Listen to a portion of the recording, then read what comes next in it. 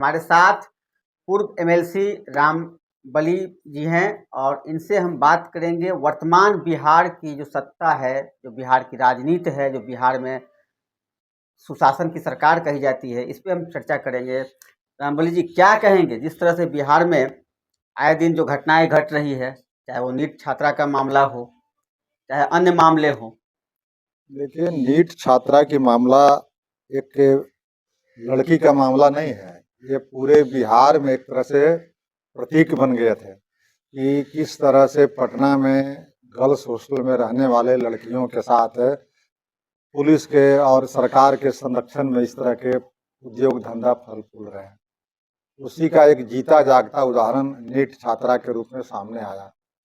NEET छात्रा के बाद जब पुलिस का एसआईटी गठन हो गया और जाति की बात करें तो भूमिहार समाज की लड़की थी और भूमिहार समाज के ही वहाँ डीजीपी हैं पूरे बिहार के, पुलिस के महकमा के हेड हैं।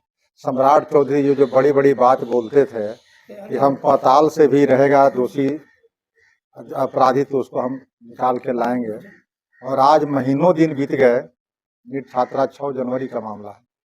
6 जनवरी से आज हम लोग फरवरी में जा रहे हैं 17 फरवरी को, लेकिन बिहार की पुलिस एसआईटी गठन करने के बावजूद भी लीपा पोती करने में रही।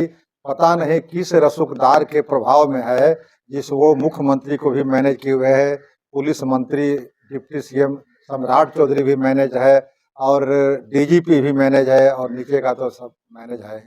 आज तक उस मामला का रहस्योद्घाटन नहीं किया गया कि आखिर इसमें दोषी कौन है।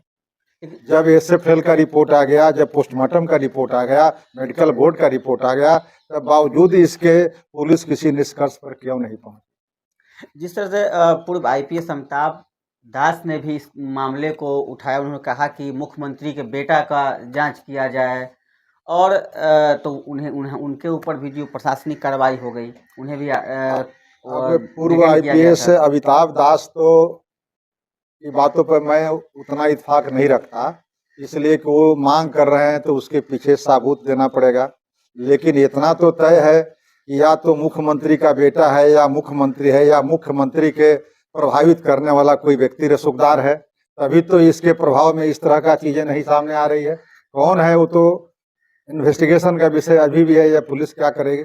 लेकिन इतना तो एक संदेश गया कि बिहार की सरकार उस दरिंदे को बचाने में लिप्त है, उस दरिंदे को एक्सपोज करने में नहीं, बेटी को न्याय दिलाने में नहीं है, बल्कि उल्टे बिहार का डीजीपी बुला करके 2-2 घंटा उसके परिजनों के साथ दबाव बनाता है कि कहता है कि कहो कि लड़की सुसाइड की है, कहता है वो कि कहो कि हमारे साथ कुछ दुष्कर्म नहीं हुआ है। यह बिहार का डीजीपी का चेहरा है। और फिर डीजीपी से जब हाथापाई झंझट होता है उसके परिजनों के साथ, तो वो चला जाता है, लौट जाता है, तो रास्ते में सीनियर एसपी जा करके उसको घेर करके दिन में कहता है कि सम्राट चौधरी बुला रहे हैं, सम्राट चौधरी से मिल लीजिए। वो लोग नहीं मिलता है, यहाँ से लेकर के दिल्ली तक है। तो इसका मामला मतलब क्या है कि सम्राट चौधरी भी एक्सपोज हुआ, डीजीपी एक्सपोज हुआ, मुख्यमंत्री एक्सपोज हुआ, बावजूद इसके हम कल्प्रिट तक नहीं पहुंच पा रहे हैं, दोषी तक। आखिर अपराधी कौन है, वह रसूखदार कौन है जिसके आड़ में ये सब चीजें हो रही है, जिसके प्रभाव में सब चीजें बच रही है।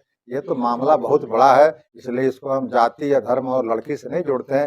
ये तो एक प्रतीक बन गया है कि बिहार में इस तरह के लड़कियों का एक धंधा हो रहा है गर्ल्स हॉस्टल में। अब बहुत सारे गांव की बच्चियां वहां जाने में डरेगी कि इस तरह से पटना के गर्ल्स हॉस्टल में इस तरह के धंधे होते हैं, और पुलिस संरक्षण देने के बजाय उसको और लिपापोती में लगी हुई है।